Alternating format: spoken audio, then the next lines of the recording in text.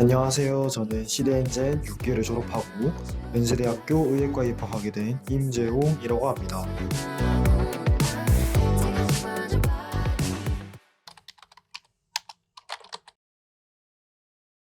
제가 가장 자신 없었던 과목은 화학 1이었어요. 물론 고등학교 3학년 때도 어느 정도 점수는 나와 주었지만 이제 정시를 바라보는 입장에서는 터무니없이 부족한 점수였다는 걸 알고 있었어요. 시대인재 학원에 들어와서 화학 수업을 듣고 시험을 쳤는데 주변의 학생들은 저보다 훨씬 빠르고 정확하게 풀어내는 것을 보면서 저의 실력에 대한 의심이 많이 들었고 자신감도 떨어져감을 확인할 수 있었어요. 점수가 나오지 않는다고 포기할 수 없었던 저는 강사님께 상담을 요청했고 총 두 가지의 답변을 드릴 수 있었어요. 첫 번째는 너희가 알고 있다고 생각하는 개념과 실제 수능에 적용시켜야 하는 개념은 조금의 차이가 있고 이 부분에 대해서 수업 시간에 전부 짚어줄 테니 수업을 잘 따라와라 라는 답변이 첫 번째였으며, 두 번째 답변은 시간이 문제를 풀 때 부족하다는 것은 많은 문제를 꾸준히 풀지 않았고 그로 인해서 경험이 부족하기 때문에 그런 것이다 라는 답변을 얻을 수 있었어요.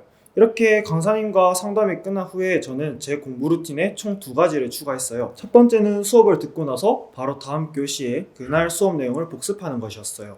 두 번째는 매일매일 적어도 10문제씩은 항상 화학 문제를 풀어내는 것이었어요. 저는 매일 앞에서 말씀드렸듯이 10문제 이상씩 꼭 풀었고 이 습관을 수능 때까지 가져간 결과 수능에서 47점이라는 고득점을 얻을 수 있었습니다.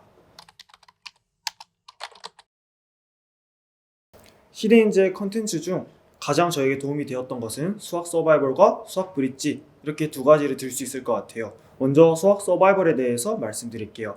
수학 서바이벌 모의고사 같은 경우 실력 점검과 유형별 문제풀이 방향 정리, 이 두 가지를 한 번에 잡을 수 있다는 점에서 가장 큰 강점을 가지고 있어요.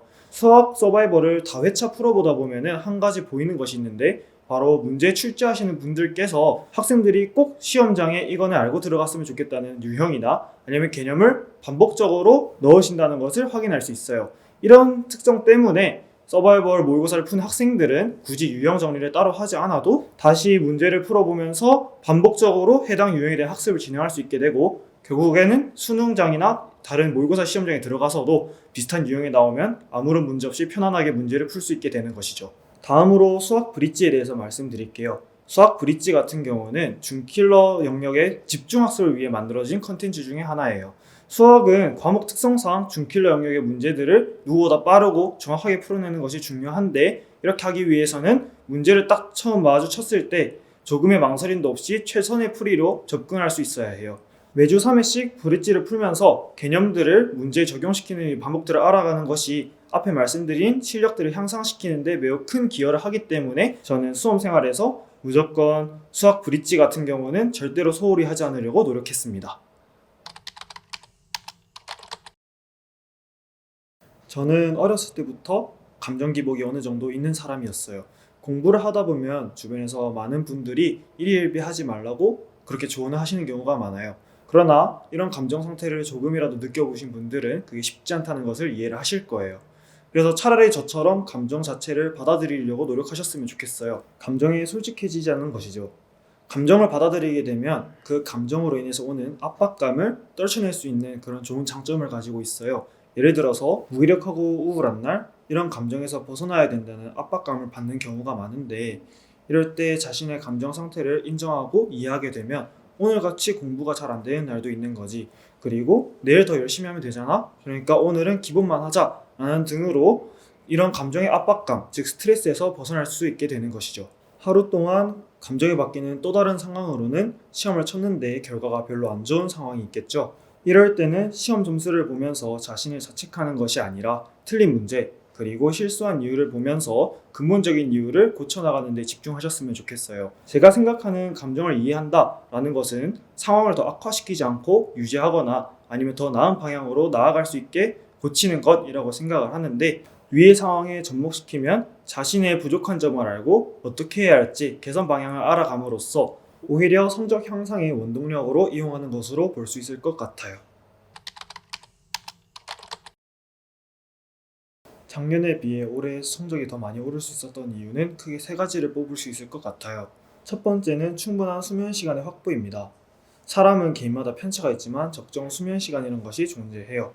고등학교 3학년 때는 공부를 최대한 많이 하는 것이 성적 향상에 가장 중요한 길이라고 생각을 해서 잠을 줄여가며 공부를 했었는데 올해 같은 경우는 최소한 하루에 7시간의 수면 시간을 확보해 놓고 남은 시간 동안 더 밀도 있게 공부를 하자고 결심했었어요.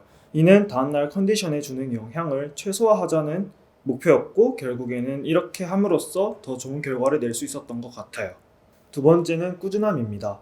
다른 과목에 비해 국어나 영어 같은 언어 영역의 과목들은 매일매일 꾸준하게 하는 것이 중요해요. 하루에 몰아서 하기보다는 매일매일 조금이라도 하는 것이 실력 향상에 지대한 영향을 미친다고 볼 수 있죠. 마지막은 가장 어려우면서 또 어떻게 보면 가장 중요한 것인데 바로 자신의 부족한 점을 확실하게 아는 점입니다. 이 부분은 저를 예시로 들어서 설명을 해드릴게요. 저는 고등학교 3년 동안 생활을 하면서 한 번도 수학 100점을 받아본 적이 없었어요. 수능을 망치고 왜 내 점수가 잘 나오지 않는 것일까? 라는 주제로 고민을 많이 해봤는데 제가 내린 결론은 개념이 머릿속에서 확실하게 정립되지 않았다라는 것이었어요. 고등학교 3년 동안 공부를 하면서 주변에서 들은 것은 많고 스킬이나 성질들 배운 것은 많았는데 정작 이 성질이 왜 성립이 되는 것이고 그리고 이 개념을 어떠한 유형에 어떻게 적용해야 하는지 잘 모르고 있었다 보니 제가 문제를 풀면서 어설프게 따라만 하고 결국에는 점수가 잘 나오지 않을 수밖에 없었던 것이죠. 이를 깨닫고 한 달 동안 새로 수학 개념서를 스스로 집필한다는 생각으로 여러 가지 개념, 그리고 유형, 그리고 문제까지 모두 정리하면서 공책을 만들었고 이렇게 정리를 함으로써 결국에 3월에 처음으로 100점이라는 쾌거를 이뤄낼 수 있었습니다. 그리고 머릿속에 모든 개념이 다 정립이 되었기 때문에 3월에 처음으로 100점을 받은 것을 시작으로 수능 때까지 연속으로 100점을 모두 받을 수 있는 그런 결과를 이뤄낼 수 있었습니다. 마지막으로 이 영상을 보고 계실 수험생분들께 한마디만 드릴게요. 저도 그랬듯이 여러분도 수험생활을 하면서 힘들고 지치는 경우가 있을 거예요. 그럴 때 자신을 자책하지 말아주시고 자신을 믿고 나아가는 것이 수험생활에서 가장 중요한 것 중에 하나니까 꼭 자신이 할 수 있다 라는 말 한마디로 여러분들이 수험생활을 마무리하셨으면 좋겠습니다. 안녕.